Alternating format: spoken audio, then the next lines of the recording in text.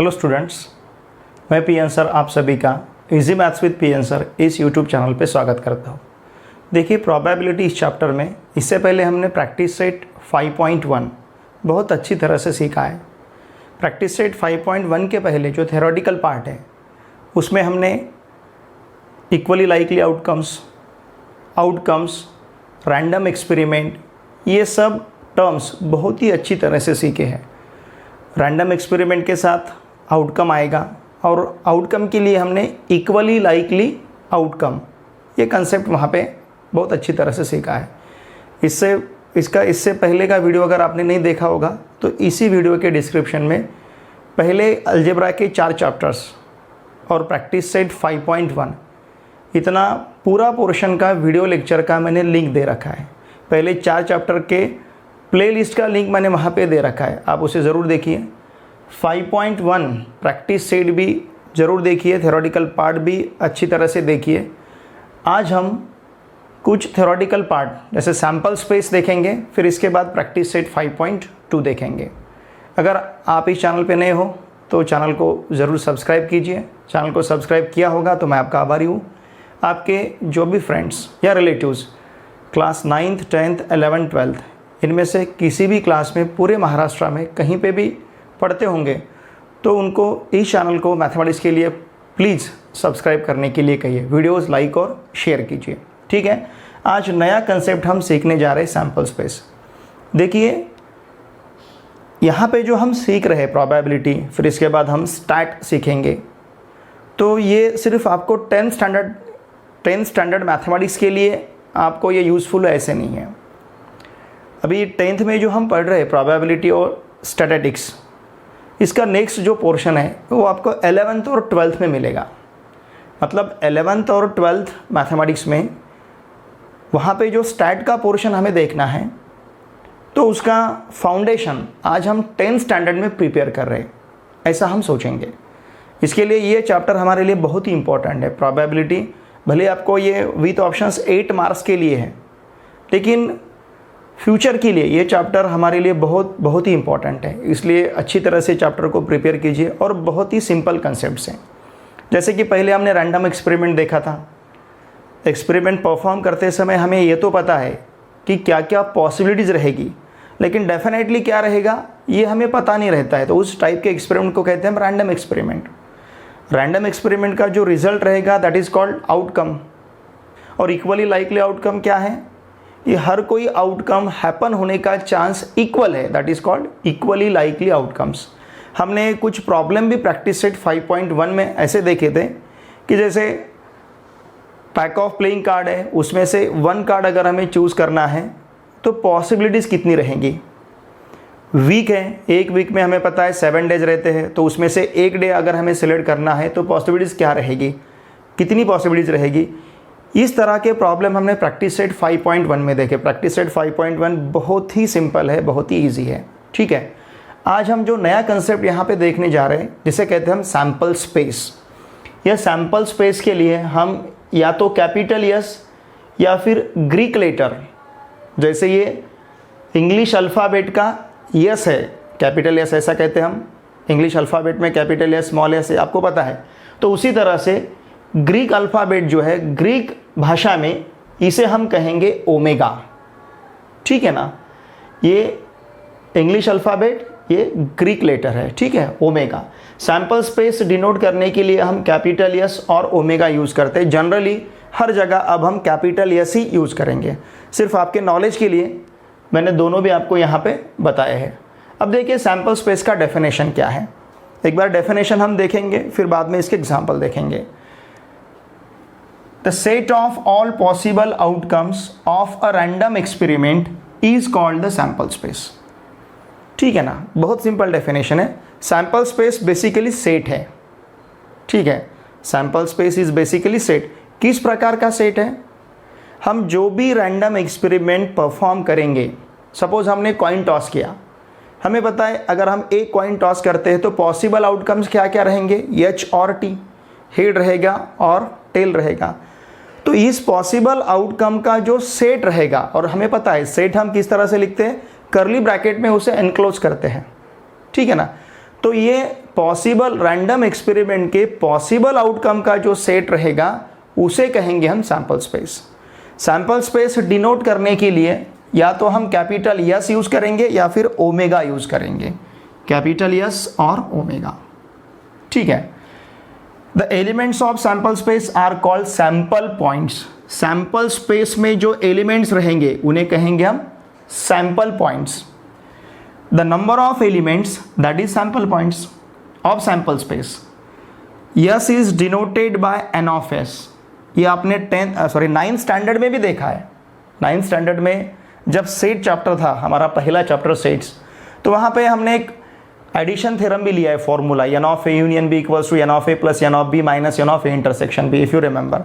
तो वो जो फॉर्मूला है जिसे हम एडिशन थ्योरम कहते हैं, तो उसमें हमने एन ऑफ ए ऐसा कंसिडर किया। एन ऑफ ए मतलब number of elements in the set A. उसी तरह से n of S means number of elements in sample space S. इसे हम कैसे रीड करेंगे? एन ऑफ एस, इस तरह से। ठीक है। Since the sample space is finite set, हमेशा सैंपल स्पेस ये फाइनाइट सेट ही रहेगा, इनफाइनाइट नहीं रहेगा। ठीक है। हमेशा सैंपल स्पेस ये फाइनाइट सेट रहेगा, इसीलिए क्या, n of S is always finite. ठीक है ना। देखिए अब ये एग्जाम्पल थ्रू हम देखते हैं। सपोज हमने एग्जाम्पल कंसिडर किया है टॉसिंग अ कॉइन। एक कॉइन सपोज हमने टॉस किया। ठीक है। तो हमें पॉसिबल आउटकम्स पता है, क्या क्या रहेंगे, एच रह सकता है या फिर टी, मतलब हेड रह सकता है या फिर टेल रह सकता है। तो ये जो सेट रहेगा पॉसिबल आउटकम का, ये जो सेट मैंने लिखा है, इसे ही कहेंगे हम सैंपल स्पेस यस। बहुत ही ईजी है। देखिए what is sample space? Sample space is the set of all possible outcomes of random experiment. हमने अब रैंडम एक्सपेरिमेंट कौन सा कंसिडर किया है? Tossing a coin. अगर एक कॉइन टॉस किया तो वहां पे सैंपल स्पेस में एलिमेंट्स मतलब पॉसिबल आउटकम्स क्या रहेंगे? एच और टी। तो इसका सेट हमने यहां पे बनाया है, इसे कहेंगे हम सैंपल स्पेस। ठीक है। सैंपल स्पेस या तो हम कैपिटल यस या फिर ओमेगा यूज करेंगे डिनोट करने के लिए। इसके बाद इसमें जो एलिमेंट्स अभी आपको दिखते हैं सैंपल स्पेस यस में, जो एलिमेंट्स आपको अभी दिख रहे हैं, इन्हीं एलिमेंट्स को कहेंगे हम सैंपल पॉइंट्स। बहुत ही सिंपल है। What are the sample points? Elements of the sample space S. Sample space S के जो एलिमेंट्स रहेंगे उन्हें हम सैंपल पॉइंट्स कह सकते हैं। ठीक है। अब इसके बाद हमें देखना है कि यहाँ पे कितने एलिमेंट्स है यस में, तो उसे लिखने के लिए हम इस तरह से डिनोट करेंगे n of S. N of S इसका मतलब number of elements in the sample space S. Sample space S में कितने एलिमेंट्स है ये लिखने के लिए हम एन ऑफ एस यूज करेंगे, और n of S equals to यहाँ पे रहेगा 2। ठीक है। बहुत ही सिंपल है।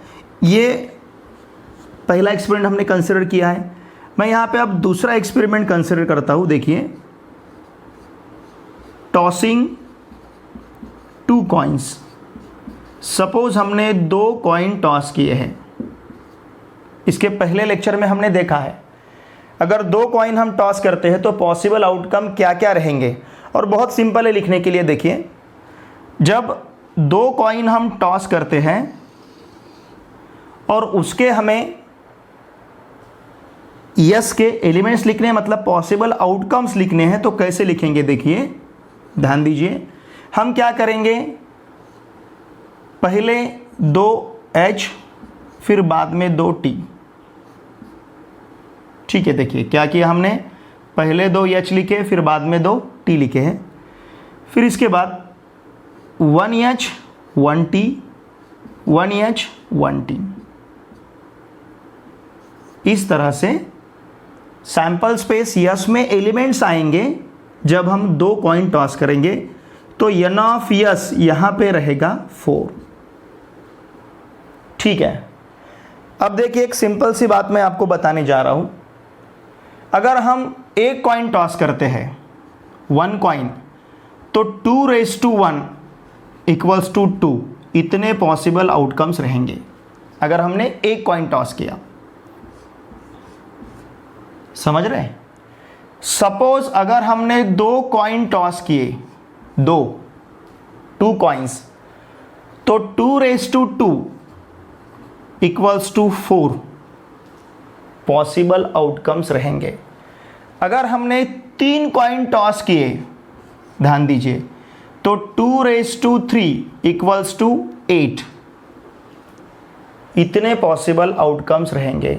अगर 4 कॉइन टॉस किए, वो एक्सपेरिमेंट हमें कंसिडर नहीं करना है 4 कॉइन का, लेकिन मैं बता रहा हूं आपको, सपोज 4 कॉइन्स अगर हमने टॉस किए तो फिर 2⁻4 इक्वल्स टू 16 आएगा। समझ रहे ना आप? इस प्रकार से हम पॉसिबल आउटकम्स लेते हैं, ठीक है। 1 कॉइन रहा तो 2⁻1, 2 पॉसिबल आउटकम्स आएंगे। 2 कॉइन रहे तो 2⁻2, 4 पॉसिबल आउटकम्स रहेंगे।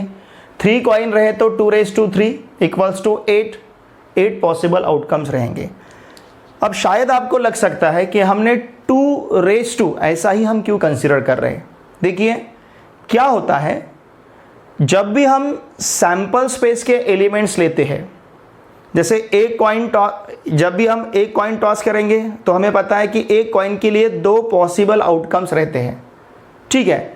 तो अब 2 कॉइन टॉस किए तो एक कॉइन के 2 और दूसरे कॉइन के 2, इन दोनों का हमें प्रोडक्ट लेना है। 2 × 2 मतलब 2⁻2 मतलब 4, ठीक है। अब 3 कॉइन रहेंगे तो एक कॉइन के 2, दूसरे कॉइन के 2 और तीसरे कॉइन के 2, 2 2 2, समझ रहे ना आप? तो 2 × 2 × 2 मतलब 2⁻3, 2⁻3 आंसर कितना आएगा? 8। तो इस प्रकार से अगर हम एक कॉइन टॉस करते हैं तो 2 पॉसिबल आउटकम्स रहेंगे, 2 कॉइन टॉस करते हैं 4 पॉसिबल आउटकम्स रहेंगे, 3 कॉइन टॉस करते हैं 8 पॉसिबल आउटकम्स रहेंगे। जितने भी कॉइन हम टॉस करते हैं हमें 2⁻2 लेना है। क्यों? क्योंकि हमें पता है एक के 2 हैं, फिर 2 के अगर 2 लिए तो 2 × 2 4 लेना पड़ेगा। सपोज 3 है, जैसे ये 2, ये 2 और ये 2, 2 × 2 × 2 मतलब 2⁻3, 2⁻3 मतलब कितना? 8। तो एक कॉइन के 2 पॉसिबल आउटकम्स रहते हैं, इसलिए जितने भी कॉइन हम टॉस करेंगे 2⁻2 लेंगे। 1 कॉइन टॉस किया 2⁻1, 2 कॉइन टॉस किया 2⁻2, 3 कॉइन टॉस किए 2⁻3, 4 कॉइन टॉस किए 2⁻4, उतने पॉसिबल आउटकम्स रहेंगे। मतलब यहाँ पे हमें 2 पॉसिबल आउटकम्स मिले हैं, यहाँ पे हमें 4 पॉसिबल आउटकम्स मिले हैं। देखिए सपोज अगर मैं तीसरा एक्सपेरिमेंट कंसिडर करता हूँ, तीसरा क्या है? सपोज टॉसिंग 3 कॉइन्स,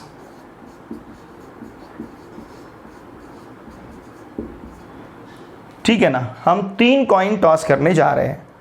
अब देखिए एक बात का और आपको ध्यान रखना पड़ेगा, जैसे टॉसिंग अ कॉइन N(s) हमने कितना लिया है? 2।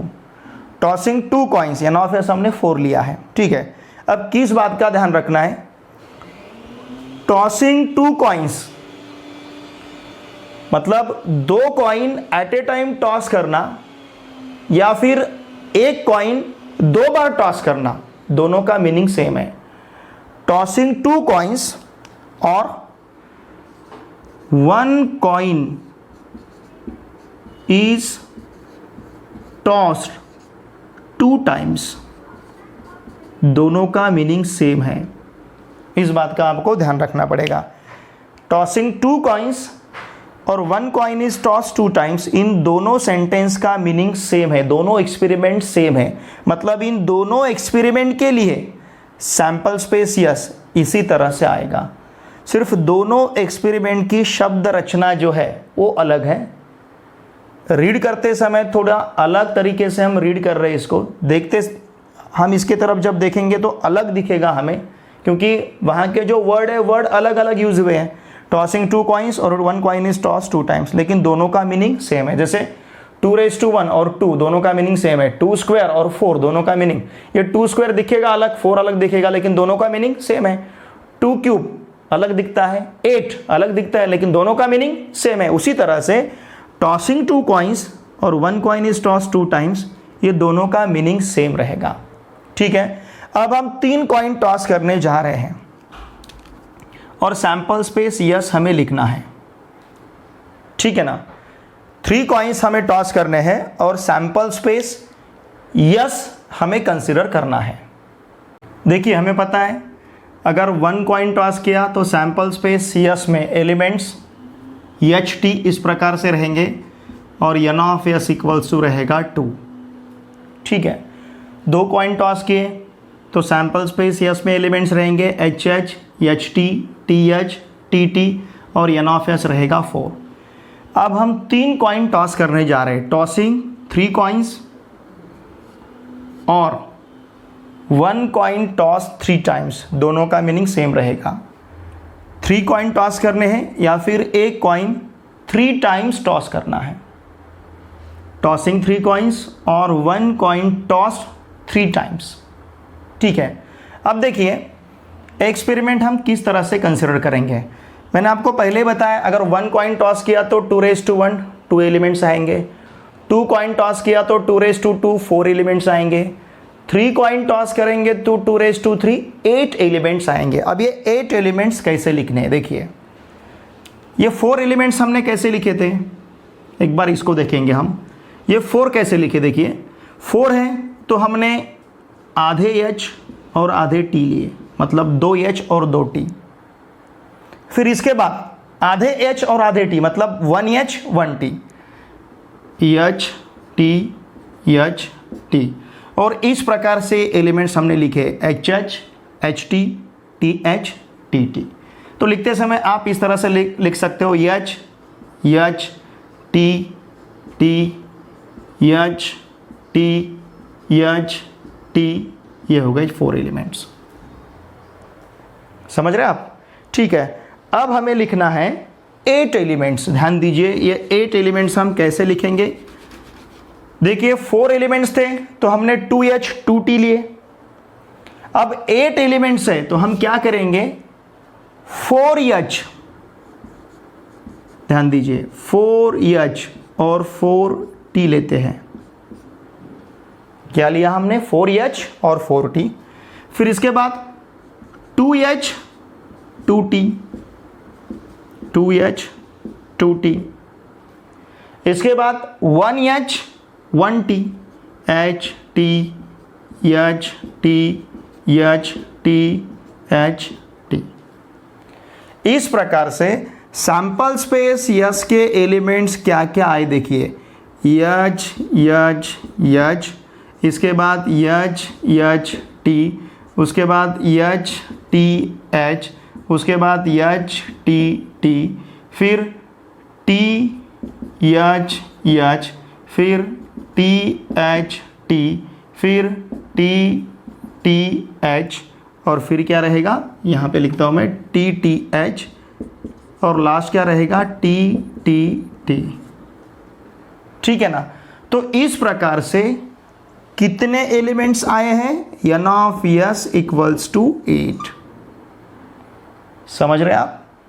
सपोज हम अगर कंसीडर करते हैं, वैसे तो ज़रूरत नहीं हमें, लेकिन देखेंगे चलो हम क्या करते हैं, टॉसिंग 4 कॉइन्स, इसकी ज़रूरत नहीं है आपको, लेकिन टॉसिंग 4 कॉइन्स अगर हम ऐसे लेते हैं या फिर 1 कॉइन टॉस्ड 4 टाइम्स। अब देखिए एलिमेंट्स कितने रहेंगे, जब हम 4 कॉइन टॉस करते हैं तो 2⁻4 इक्वल्स टू कितने रहेंगे 16। तो उस टाइम हम एलिमेंट्स किस प्रकार से लिखेंगे, बहुत सिंपल है, ये सिर्फ आपको एक्सपीरियंस रहना चाहिए इसलिए मैं यहाँ पे लिख रहा हूँ, इसकी ज़रूरत नहीं है। ठीक है ना? यहाँ पे लिखेंगे हम, देखिए जब 4 एलिमेंट्स थे तो 2H 2T लिए थे हमने, जब 8 एलिमेंट्स थे तो 4 टाइम H लिया था, 4 टाइम T लिया था। अब जब 16 एलिमेंट्स है तो क्या करेंगे, 8 टाइम H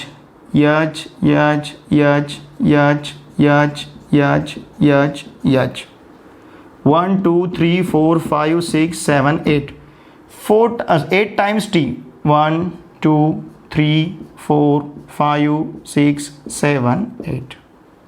फिर इसके बाद 4 times H 4 time T, H 4 times हो गए, 4 time T T T T T और 4 time H H H H और T T T T T. पहले हमने 8 टाइम एच 8 टाइम टी लिया, बाद में 4 टाइम्स एच 4 टाइम टी लिए। अब 2 time H 2 time T, H H T T H H T T H H T T H H T T. फिर इसके बाद 1 time H 1 time T, H T H T H T H T H T H T H T H T. इस प्रकार से 16 elements रहेंगे set में, sample space S में। कितने एलिमेंट्स रहेंगे? 1 2 3 4 5 6 7 8 9 10 11 12 13 14 15 16। समझ रहे हैं? तो इस प्रकार से हमें सिर्फ यही एक्सपेरिमेंट कंसिडर करने हैं, tossing a coin, tossing 2 coins और टॉसिंग 3 कॉइन्स। इस प्रकार से हर एक रैंडम एक्सपेरिमेंट का हम सैंपल स्पेस लिखेंगे। तो ये सैंपल स्पेस यस में आपको ये पूरे एलिमेंट्स लिखने हैं, एच एच एच, फिर इसके बाद एच एच एच एच, फिर इसके बाद एच एच एच टी, ठीक है ना। तो इस प्रकार से यहाँ पे n of S equals to क्या आएगा? 16 आएगा। ये रहा टॉसिंग ऑफ कॉइन का रैंडम एक्सपेरिमेंट। देखिए अब हम a die is thrown random experiment consider करने जा रहे हैं। आपको पता है डाई मतलब क्यूबिक डाई जो है वो इस प्रकार की रहेगी। हमने इससे पहले देखा है, इस प्रकार का एक डॉट रहेगा या फिर 2 डॉट रहेंगे, मतलब इसके सरफेस पे। तो डॉट 1 2 3 4 5 6 इस प्रकार के 6 सरफेस जो है उनके ऊपर डॉट रहेंगे। एक सरफेस पे जैसे 1 डॉट रहेगा, एक आधे सरफेस पे ऐसे 4 डॉट्स रहेंगे। तो ऐसे जो 6 सरफेस हमें दिखते हैं, इन 6 सरफेस पे जिसे आप ये फेंके बाद जो हमें दिखेगा उसे कहेंगे अपर मोस्ट फेस। जो दिखता है हमें उसे कहेंगे हम अपर मोस्ट फेस। तो ये डाई जब हम थ्रो करेंगे तो ये डाई थ्रो किए बाद पॉसिबल आउटकम्स क्या रहेंगे ये हमने देखा है। तो जो भी पॉसिबल आउटकम रहेंगे उनका हम सैंपल स्पेस यस तैयार करेंगे सेट। तो इसमें क्या क्या रह सकता है? अपर मोस्ट फेस पे वहाँ पे फेंके बाद जो अपर मोस्ट फेस हमें दिखेगा उसका ऊपर का सरफेस जो हमें दिखेगा, या तो वो हमें 1 बता सकता है, या फिर 2 बता सकता है, या फिर 3, या फिर 4, या फिर 5, या फिर 6। तो इस प्रकार से जब हम एक क्यूबिक डाई थ्रो करेंगे तो वहाँ पे हमें सैंपल स्पेस यस में एलिमेंट्स क्या क्या मिलेंगे। जैसे आपने इसको फेंका, इस तरह से आपने इसको फेंका और ये ऐसा रहा फेंके बाद, तो मुझे अब 3 डॉट्स दिखे हैं। हो सकता है कभी 4 डॉट्स दिखेंगे, हो सकता है कभी 5 दिखेंगे, हो सकता है कभी 1 दिखेगा, हो सकता है कभी 6 दिखेंगे। एग्जैक्टली क्या दिखेगा ये हमें पता नहीं है, लेकिन क्या क्या दिख सकता है ये हमें पता है। 1 से कम डॉट दिखेगा नहीं और 6 से ज़्यादा दिखेंगे है ही नहीं वहाँ पे कौन कितने कैसे कैसे डॉट है? 1 है, एक फेस पे 1 है, एक फेस पे 2 है, एक फेस पे 3 है, एक फेस पे 4 है, एक फेस पे 5 है, एक फेस पे 6 है। इससे ज़्यादा डॉट नहीं है, 6 से ज़्यादा डॉट नहीं है और 1 से कम नहीं है। तो इसके लिए हम तो ये बता सकते हैं कि हमने जब क्यूबिक डाई थ्रो किया तो क्यूबिक डाई थ्रो किए बाद हो सकता है हमें 1 दिखे, या फिर 2 दिखे, या फिर 3 दिखे, या फिर 4 दिखे, या फिर 5 दिखे, या फिर 6 दिखे।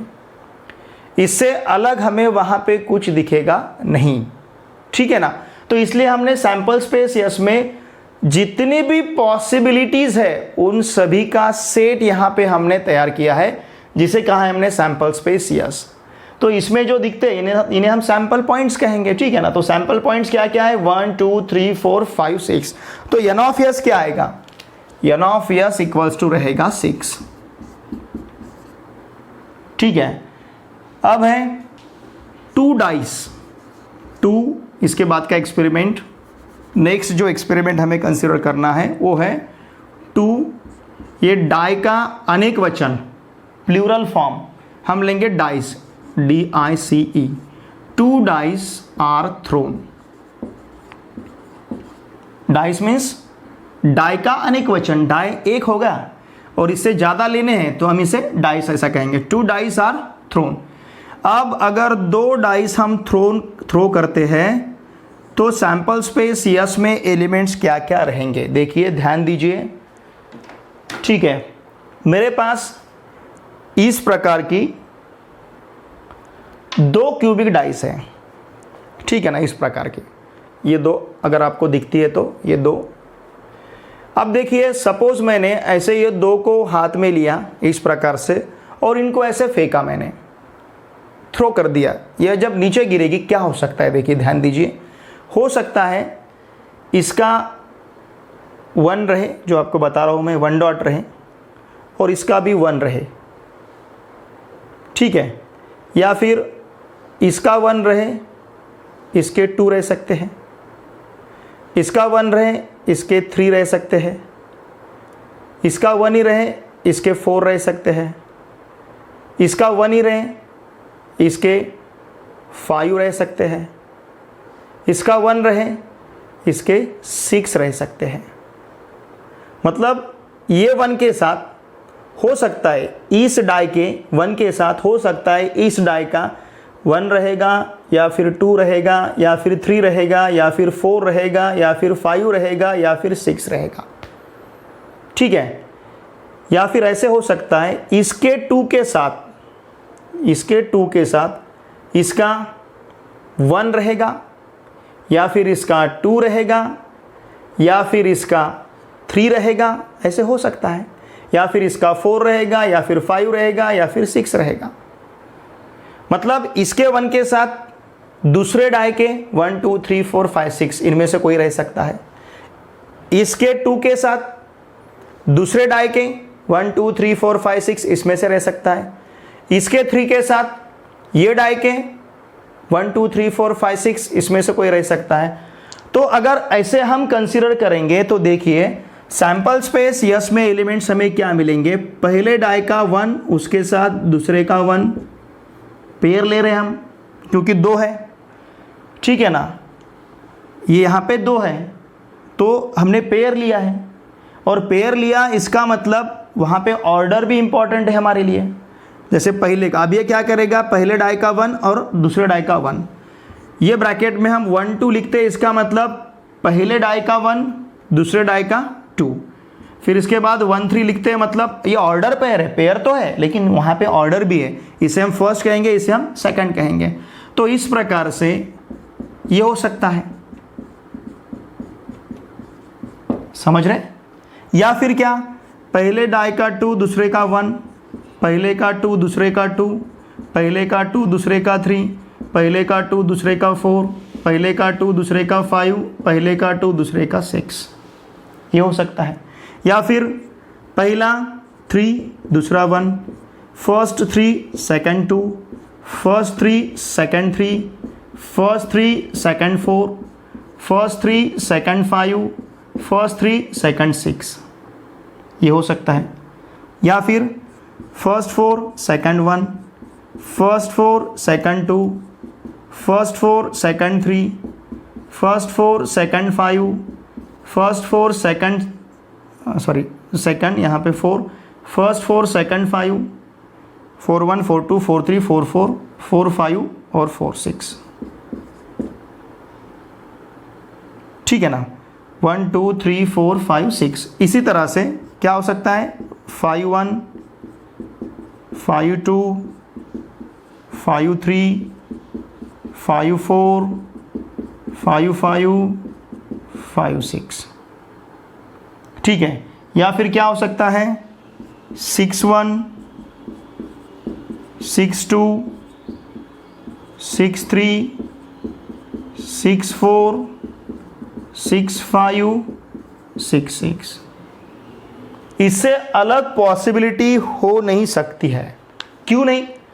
क्योंकि इसके बाद तो रहेगा ही नहीं ना कुछ। इसका 1 रह सकता है या फिर इसका 6 रह सकता है, 1 रह सकता है या फिर 6 रह सकता है, और दूसरे का भी 1 रह सकता है या फिर 6 रह सकता है। इससे अलग पॉसिबिलिटी यहाँ पे नहीं रहेगी। जितनी भी शक्यताएं हैं ये पूरी इस प्रकार से रहेगी। तो फिर यहाँ का n ऑफ यस क्या हो गया, 36। अब देखिए एक क्यूबिक डाई के बारे में अगर हमने सोचा तो उसकी 6 पॉसिबिलिटीज हैं। एक क्यूबिक डाई हमने थ्रो किया तो पॉसिबल आउटकम्स कितने हैं? 6 हैं। अगर हम 2 थ्रो करते हैं, 2, if we are throwing 2 cubic dice तो 6 स्क्वायर लेना पड़ेगा। फिर जैसे हमने कॉइन में देखा था, एक कॉइन के कितने थे? 2, ठीक है। तो 2 कॉइन के कैसे फाइंड किए? 2/2। 3 कॉइन्स के 2/3, क्योंकि एक के 2 थे। वैसे एक क्यूबिक डाई के कितने? 6। तो अगर हमें 2 के फाइंड करने हैं तो पहले के 6 इंटू दूसरे के 6 इंटू 6 36, मतलब 6 स्क्वायर आएगा, ये 36। समझ रहे आप? अभी हमारे सिलेबस में नहीं है, लेकिन सपोज हमें 3 क्यूबिक डाइस थ्रो करने हैं तो पॉसिबल आउटकम्स अगर हमें ढूंढने हैं, पता करने हैं कितने रहेंगे, तो कितने रह सकते हैं? 6/3। अगर हमने 3 क्यूबिक डाइस वहां पे अगर हमने थ्रो किए तो 6/3, मतलब ये आएगा 216। समझ रहे ना आप? अब आपको पता चला होगा कि हमने कॉइन में 2 क्यों लिए थे, 2 के पावर क्यों ले रहे थे? क्योंकि एक कॉइन के 2 थे, 1 कॉइन के 2 पॉसिबल आउटकम्स थे। सिमिलरली एक क्यूबिक डाई के कितने पॉसिबल आउटकम्स है? 6 हैं। तो मुझे 2 के फाइंड करने हैं तो 6 इंटू 6 मतलब 6 स्क्वायर। अगर 3 के फाइंड करने हैं तो 6 इंटू 6 इंटू 6 मतलब 6 क्यूब, वो हो जाएगा 216। तो इस प्रकार से हमने देखिए कॉइन के लिए 1 कॉइन, 2 कॉइन, 3 कॉइन का रैंडम एक्सपेरिमेंट कंसीडर किया, सैंपल स्पेस लिखा और n of s, number of points in sample space, या फिर number of elements in sample space yes लिखा। उसी तरह से क्यूबिक डाई के लिए हमने एक डाई कंसीडर किया, फिर उसके बाद 2 डाई का रैंडम एक्सपेरिमेंट देखा, और ये दोनों रैंडम एक्सपेरिमेंट के लिए हमने सैंपल स्पेस यस लिखा है और उसमें नंबर ऑफ एलिमेंट्स भी देखे हैं। टेक्स्ट बुक में पेज नंबर 117 पे जो टेबल दिया है, उस टेबल में हमें जो रैंडम एक्सपेरिमेंट दिए हैं वही रैंडम एक्सपेरिमेंट यहाँ पे हम कंसीडर कर रहे हैं। तो उसी में ये रैंडम एक्सपेरिमेंट हमें दिया गया है, अ card is drawn from a pack bearing numbers from 1 to 25, मतलब हमारे पास 25 कार्ड्स रहेंगे कि जिन कार्ड्स पे नंबर रहेंगे, ठीक है ना। जैसे एक कार्ड पे 1 नंबर रहेगा, फिर दूसरे कार्ड पे 2, फिर 3, फिर 4, इस प्रकार के 25 कार्ड्स है। 1 to 25 नंबर है, मतलब कितने कार्ड्स रहेंगे? 25 कार्ड्स रहेंगे। तो उन 25 कार्ड से हमें एक कार्ड निकालना है, ड्रॉ करना है। तो उन 25 कार्ड से अगर हम एक कार्ड निकालते हैं, ड्रॉ करते हैं, तो हमारे सैंपल स्पेस यस में एलिमेंट्स क्या रहेंगे? देखिए क्या क्या रहेगा ये हमें पता है। 1 to 25 कार्ड्स हैं, तो ये हमें पता है कि कोई भी कार्ड अगर हम निकालते हैं, ड्रॉ करते हैं, तो उस कार्ड पे 1 से लेके 25 तक कोई तो भी नंबर रह सकता है, कोई नंबर रह सकता है। मतलब एग्जैक्टली क्या रहेगा ये पता नहीं हमें, लेकिन 1 से लेके 25 तक 1 के नीचे नंबर नहीं रहेगा, 25 के ऊपर कोई नंबर नहीं रहेगा। 1 से लेके 25 तक जो नंबर आते हैं फ्रॉम 1 to 25, उसमें से ही कोई नंबर उस कार्ड पे रहेगा। मतलब ये हमें पता है क्या क्या रह सकता है, 1 2 3 4 5 ऐसा 25 तक कोई भी नंबर रह सकता है। इसलिए हमने सैंपल स्पेस यस में पूरी पॉसिबिलिटीज लिखी है। क्या लिखी है पॉसिबिलिटीज?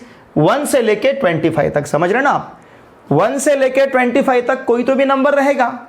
एग्जैक्टली क्या रहेगा तो हमें पता नहीं, इसलिए हमने टोटल पॉसिबिलिटीज यहाँ पे लिखी है क्या क्या रह सकता है। तो यहाँ का n ऑफ s 25 होगा, मतलब जो एक कार्ड हम निकालेंगे उस कार्ड पे इनमें से कोई तो भी एक नंबर उस कार्ड पे हमें दिख सकता है, ठीक है। तो n ऑफ s लिया हमने 25। हमें नेक्स्ट जो दिया है देखिए एक रैंडम एक्सपेरिमेंट, अ कार्ड, ये यहाँ पे टेक्स्ट बुक में आपको लिखना भी है n ऑफ s कितना रहेगा, जो यहाँ पे 25 लिखा है, ठीक है। अ card is drawn from well shuffled pack of 52 playing cards. अब ये वेल शफल्ड क्या है? देखिए हमें पता है कि जब भी हम प्लेइंग कार्ड्स खेलते तो उससे पहले हम इस प्रकार से, जिसे पीसना कहा जाता है, इस प्रकार से पीसते, उसे पता है ना आपको, इट इज कॉल्ड। तो अच्छी तरह से पीसे हुए जो कार्ड रहेंगे उसे कहेंगे हम वेल शफल्ड। अच्छी तरह से जो पीसे हुए इस प्रकार से, इसे शफलिंग कहेंगे हम।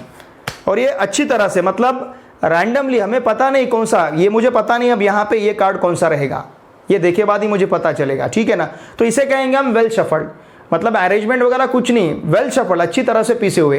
रैंडमली जैसे ये कार्ड उठाऊंगा, डेफिनेटली मैं बता नहीं पाऊंगा क्या है, क्या क्या हो सकता है, लेकिन ये मैं बता सकता हूँ क्या क्या हो सकता है।